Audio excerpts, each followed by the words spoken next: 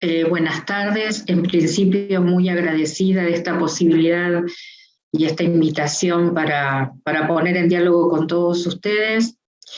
Yo soy psicóloga. En este momento tengo a cargo el Hospital Nacional en Red. Soy la interventora general del Hospital Nacional en Red, licenciada Laura Bonaparte. Hace unos años atrás estuve en el hospital transformando lo que fue el Senareso en el hospital.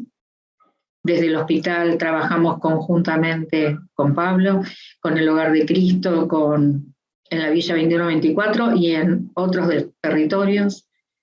Yo no estuve en el hospital durante 4 años, entre el 2015 y el 2020, volví.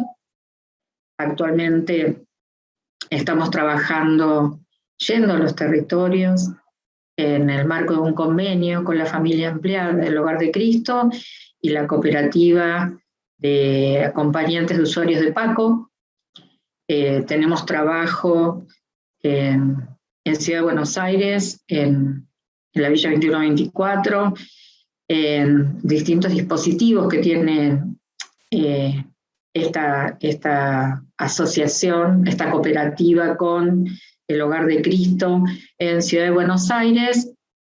Uno de ellos es Omaicini, se llama, otro se llama GESA. Tenemos equipo trabajando ahí, tenemos un psicólogo trabajando en Cacupé, en la 2124, pero también estamos trabajando con Pepe en la Cárcova, estamos trabajando con el Padre Tano en Puerta de Hierro, estamos trabajando con el Padre Charlie en Palito, en Villa Palito, lugar que construyó, hizo tanto el Padre Bachi. O sea que para nosotros como hospital es importantísimo desde la perspectiva de la salud comunitaria poner equipos a trabajar ahí donde hace falta. O sea, salir del hospital y trabajar conjuntamente sumándonos al trabajo que se desarrolla en estos distintos lugares con equipos de salud, porque por ahí vamos a poder charlar la diferencia por eso la importancia de trabajar en conjunto, de los acompañamientos que pueden hacer desde los voluntariados y desde los distintos lugares de Cáritas, el trabajo que tiene que ver con los tratamientos, cuando alguien está con una situación de consumo problemático y requiere de los equipos interdisciplinarios para poder resolver lo que le pasa. Yo pensaba que en ese punto, algo para pensar con ustedes, es esta dificultad en estos momentos para dar respuesta que nos interpela todo el tiempo, a ustedes, a nosotros, de las presentaciones actuales que están vinculadas. Y después voy a decir por qué hablo de consumos problemáticos y no en sí de adicciones. Y que nos hacen hacernos preguntas, interrogarnos a qué cosa es la que podemos hacer. Nos tenemos que preguntar sobre los escenarios en los que intervenimos, por eso salimos a los territorios a trabajar con la comunidad, cómo atravesar cuestiones de la clínica. Y en ese punto me parecía importante por ahí comentarles a ustedes, porque hay algunos modelos en cuanto a las intervenciones, modelos que tienen lo que nosotros llamamos mucha representación social. Son modelos que tienen alguna historia, no voy a hablar de todos, pero algunos fueron sistematizados, muy sistematizados hace muchos años, fíjense, en 1975 por una psiquiatra que se llamó Helen Knowles para la UNESCO. Ella sistematizó 4, yo les voy a contar a grandes rasgos porque me parece que es lo que a ustedes les va a interesar, particularmente uno que tiene mucha representación social, que es el modelo médico sanitario, que es un modelo que se centra en pensar que la problemática es la droga, ¿sí? Y que tiene mucha representación social porque tiene muchos discursos en relación, ustedes piensen, en los medios de comunicación está muy presente, ¿sí? Que el problema es la droga, que a todos le pasa igual, es el modelo que se piensa que el que consume o que tiene un problema de adicciones, a todos le pasa exactamente lo mismo. Es el tema de la mismidad. que no solamente pasa con los consumos, ustedes piensan que ante muchas otras situaciones aparece esto y nos pasa igual, y lo cierto es que ahora después yo voy a discutir un poco esto de que nos pasa igual porque nos pasa, digo, distinto, ¿sí? Pero este problema de pensar que el problema es la sustancia lleva a entender, en principio son estos discursos que la droga te atrapa, ¿sí? Este discurso que tiene que ver con las malas juntas, este discurso como si fuera algo contagioso, si estás con alguien que se droga te vas a drogar, y si te drogas una vez es un viaje de ida, no paras nunca de drogarte, ¿sí? Y este discurso es un discurso que está en muchos manuales que nosotros usamos, o no deberíamos usar más ya, pero bueno, se siguen usando, manuales que plantean que es una enfermedad crónica, y lo cierto es que ya hace bastantes años, yo les digo, ustedes deben saber que la Organización Mundial de la Salud, la rama que es de América, se llama la Organización Panamericana de la Salud, en el año 2015 hizo una reunión de todos los países de América para discutir sobre este problema de las drogas y las recomendaciones que se hacían sobre la problemática, y justamente lo que se discutía es que este modelo de pensar, porque es esto, si el problema es la droga, la solución obviamente es la abstinencia, entonces hay un mandato a no consumir, ¿sí? Que eso también tenemos que pensar, porque nosotros estamos en una situación en relación al contexto donde parece que todos los problemas se solucionan si consumimos. Vieron que en la economía dicen que si se va a desarrollar la economía en el punto donde todos tengamos acceso para consumir. Y esto tiene que ver con un imperativo de época que nos hace sufrir mucho, sobre todo porque aparece que uno tiene que hasta desea lo que no necesita, ¿sí? Y las drogas entran dentro de ese circuito, ¿sí? Por eso digo, es una problemática que la tenemos que pensar no solamente en el individuo, sino socialmente. Si nosotros pensamos desde la perspectiva de la salud comunitaria, y esto tiene que ver con cómo estamos pensándonos y cómo pensamos la salud comunitaria lo que implica es que hay determinantes sociales que hacen que nos pasen determinadas cosas y que nosotros somos en relación a otros. Por eso es importante que no lo pensemos como una problemática individual y además que no lo pensemos como una enfermedad crónica. ¿Por qué digo esto?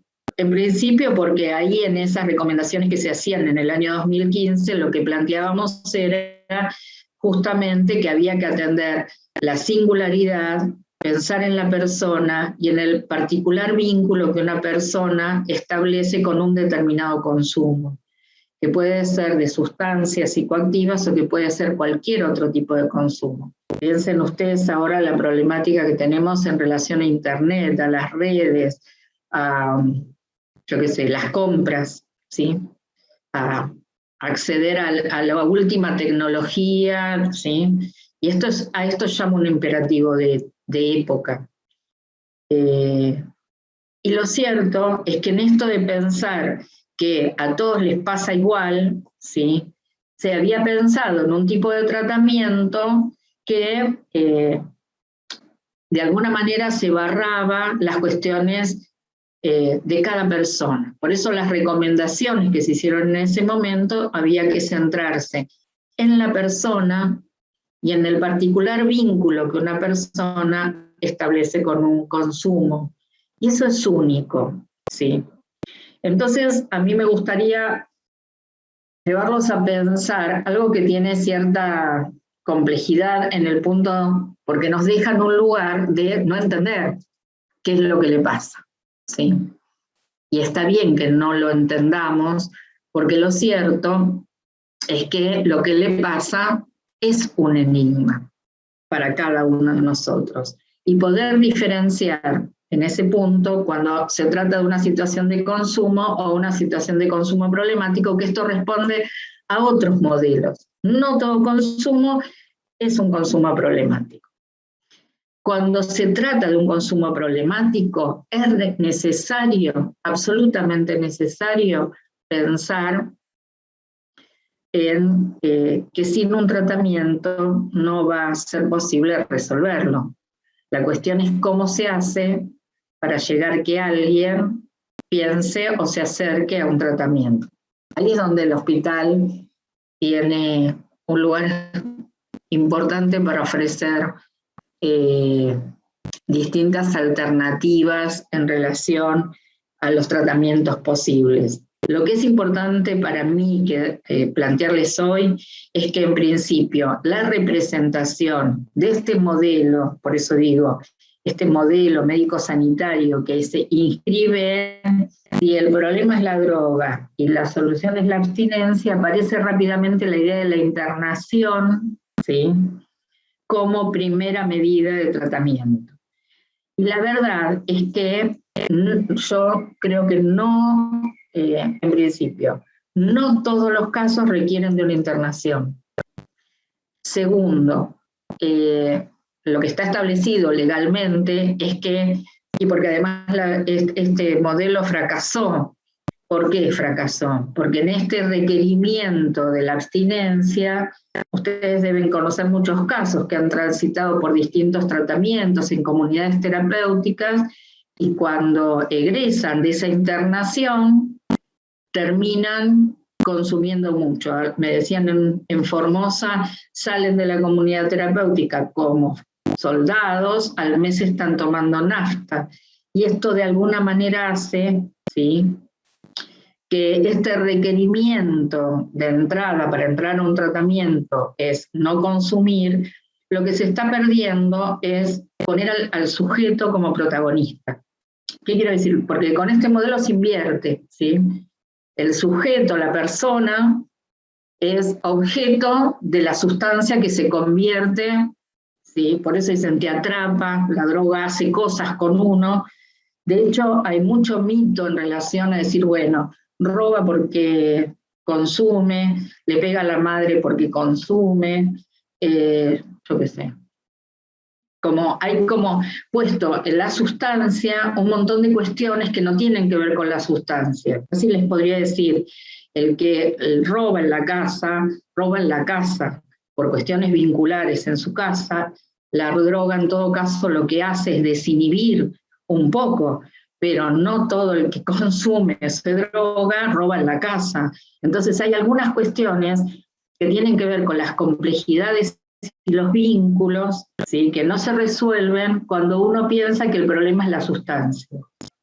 Es más, muchas veces termina ese tipo de tratamientos poniendo en el lugar a la persona como el responsable de los padecimientos familiares, cuando en realidad es toda la familia la que tiene que a lo mejor ponerse a trabajar sobre qué les pasa, cuestiones de por qué se llevan. A veces pasa, ustedes lo deben saber, que a lo mejor hay una familia donde tienen un hijo que es el que hace las cosas bien y otro es el que hace las cosas mal.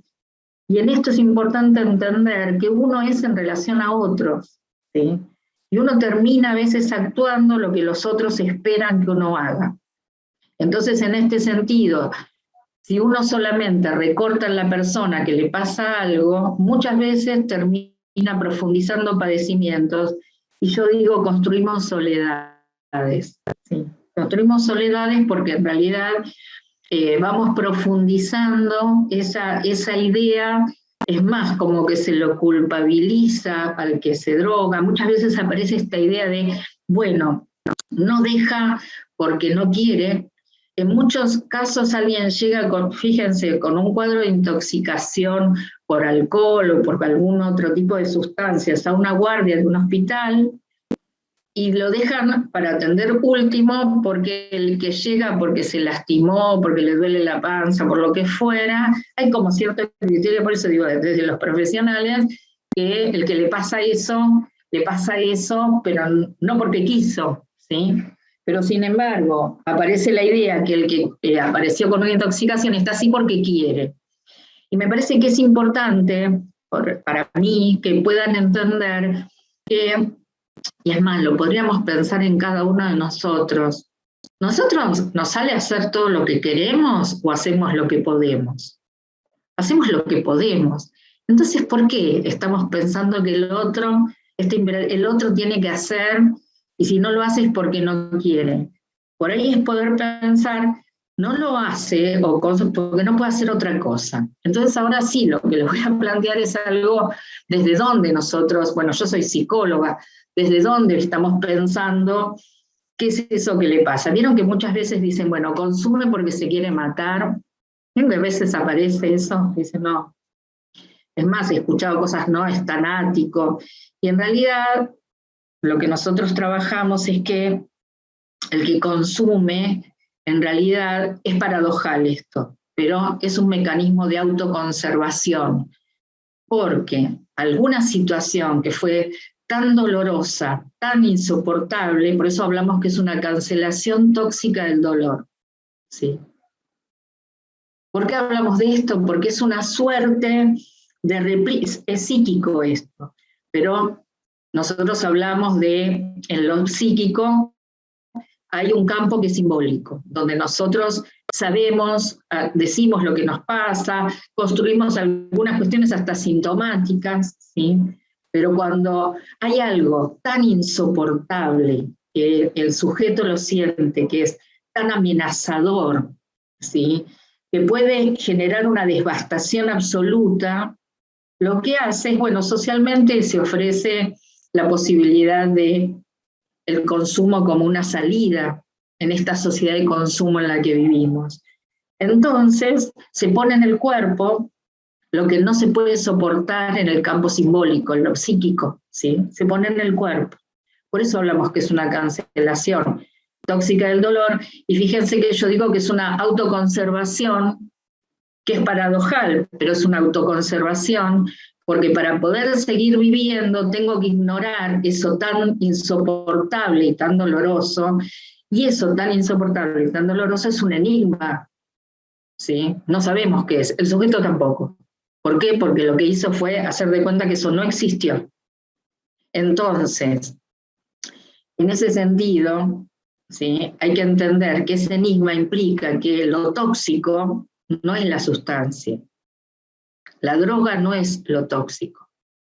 Y eso que es tóxico es algo que requiere tratamiento para poder sacar de ese campo que está fuera de la conciencia, ¿sí? Que está fuera de eso, que se pueda convertir en algo sintomático que tenga que ver con eso que le pasa.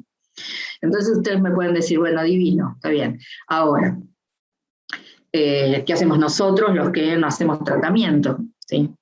¿Cómo se hace con esto? Porque, ¿para qué? Porque además a veces hay una posición donde dice, bueno, tiene que hacer tratamiento, pero no quiere ir a tratamiento.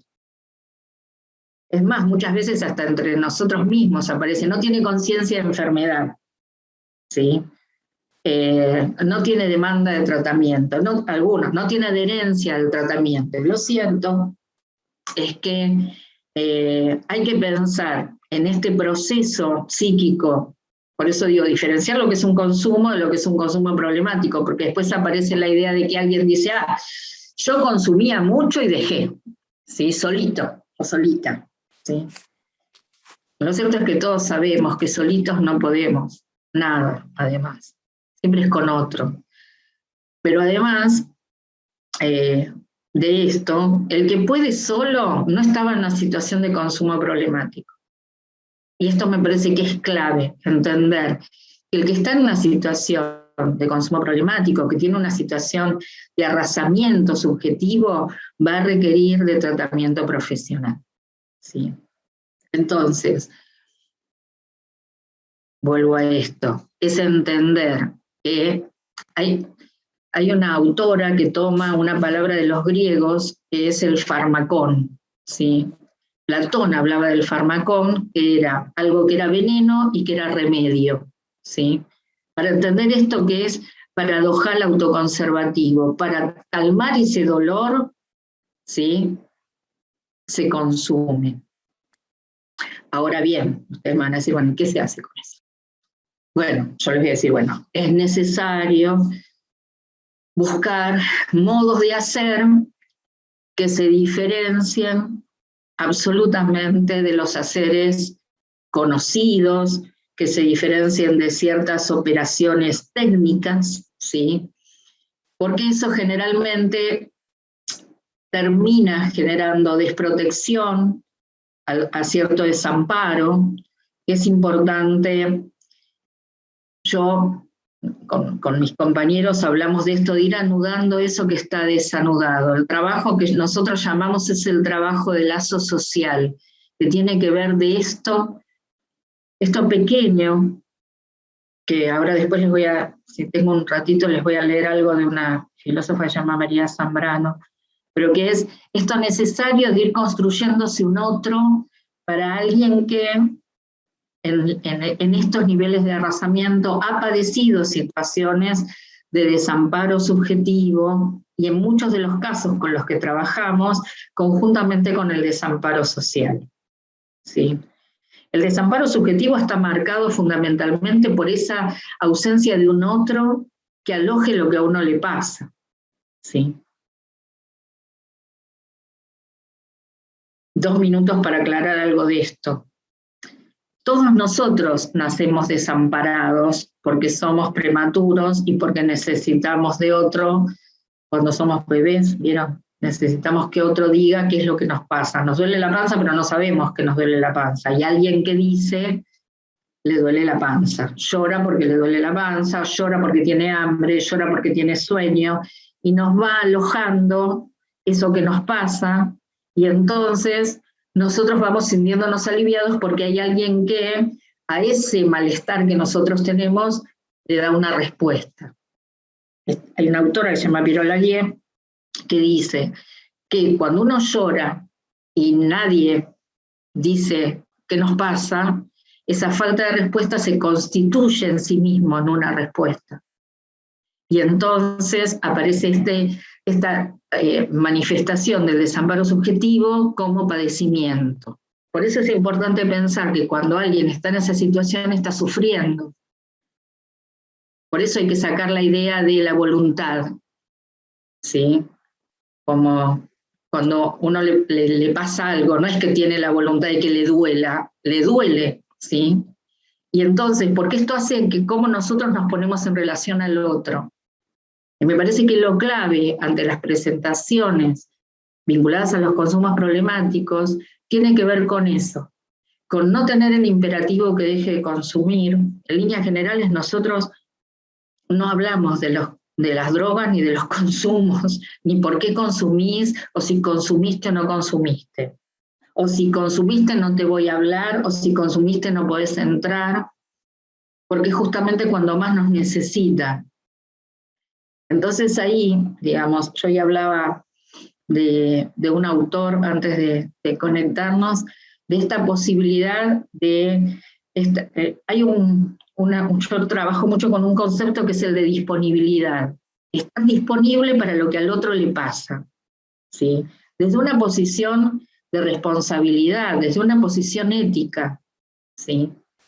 Porque lo cierto es que particularmente con los consumos problemáticos, lo que nosotros no es conveniente que hagamos es actuar lo que el otro está esperando que uno haga. Decirle, por ejemplo, llega alguien con consumo, y otra vez consumiste, por ejemplo, ¿sí? ¿Por qué? Porque es lo que el otro está esperando. Y esto no aloja ni produce ningún cambio. Lo cierto es que si nosotros logramos hacer algo que al otro lo sorprenda, a veces pasa, por eso decía de este autor, esto de dar, yo les voy a acercar el libro ese, que se llama Dar, entre paréntesis, la palabra.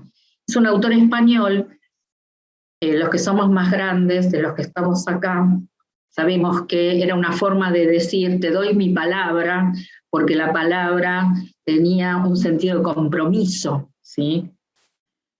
Entonces él trabaja con esto de dar la palabra como un compromiso hacia el otro, y a la vez el que esté entre paréntesis es dar palabra, es otorgarle al otro la posibilidad de decir, ¿sí? Por eso ahí creo que vieron que muchas veces aparece aparecía mucho en publicidades, hay que hablar con los chicos de la droga, hay que decirle a los chicos de la droga, y yo creo que lo que hay que hacer es escuchar. A veces aparece que uno está tendiendo a decirles, no hagas esto, ¿sí? Como mandatos, como imperativos, ¿sí? Y me parece que cuando uno quiere lograr que algo de esto, primero cuando uno entiende que el otro está sufriendo, y segundo, es generar la posibilidad que el otro hable, y que uno no tiene que esperar que diga, a mí me pasa que me drogo porque, ¿sí? Porque a veces aparece esa fantasía, sino que el otro pueda desplegar algo de lo que le pasa, de lo que tiene, de lo que trae, pero de hablar de cualquier otra cosa, ¿sí? Que sin que esté la reprimenda, porque además saber esperar, porque este es otro tema.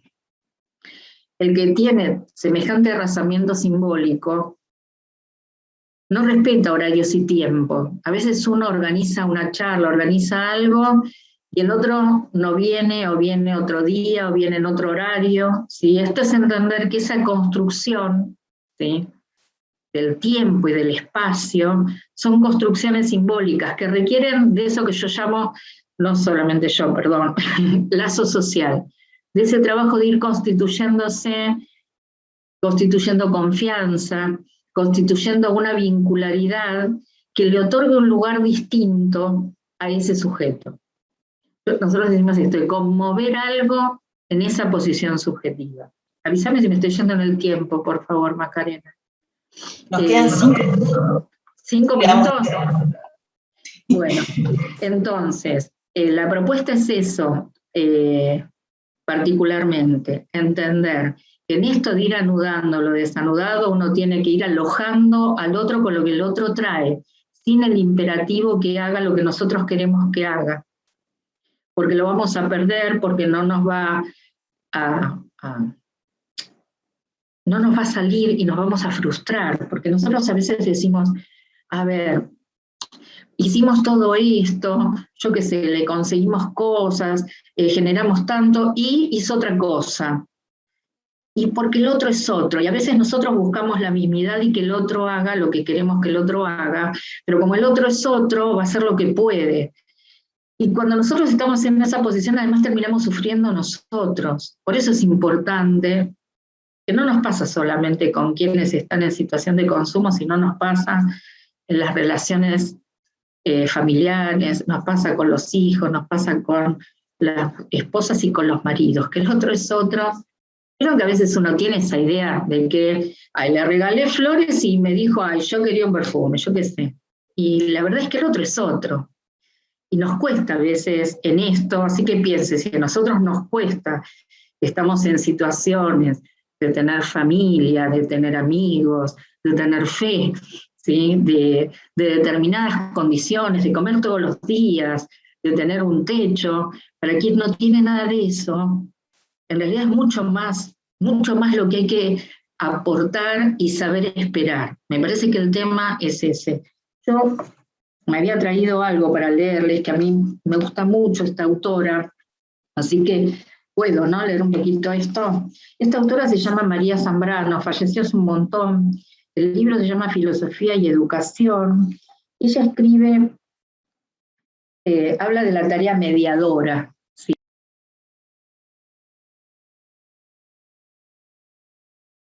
Te silenciaste, Edith, ¿eh?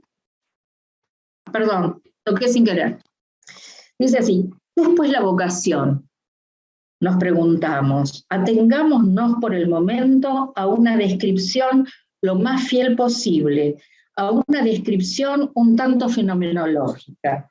Vocación es un sustantivo, mas como se sabe en algunos casos el sustantivo es portador de una significación esencial, radical, mientras que en otros es el adjetivo correspondiente, mientras que en otros casos es el verbo. Cuando se trata de un proceso de vida humana, de una condición del hombre o del modo de ser, sucede que el adjetivo sea la sede de la significación primaria de la cual el sustantivo se ha derivado. Por ejemplo, y acá viene lo que me gusta de este escrito. Se ha descubierto el origen primero de la palabra religión. Es el adjetivo latino religiosus, que simplemente significaba originariamente escrupuloso, y no en abstracto, sino muy concretamente, como suele ser el adjetivo inicial, quería decir la condición de aquel que caminando por la calle cuidaba de apartar las piedras del camino para que aquellos que venían detrás de él no tropezaran. Acción tan cargada de significado que no requiere comentario. Hay acciones minúsculas prometidas a un incalculable porvenir. Y me parece que la tarea para lograr que alguien vaya a un tratamiento es esto, ir sacando algunas piedras, ir construyendo ese lazo, construyendo uno como un otro, ¿sí? Saber esperar, no estar indicando lo que el otro tiene que hacer, sino porque eso se construye. Ustedes piensen que cuando uno se pone en esa posición más de autoridad, piensen que la autoridad se la da el otro. La autoridad es una construcción vincular, no se impone. Por lo tanto, esas acciones minúsculas, eso que uno no ve hoy, pero que va a tener algún sentido en un tiempo, son las que están prometidas ese incalculable porvenir, como dice Zambrano.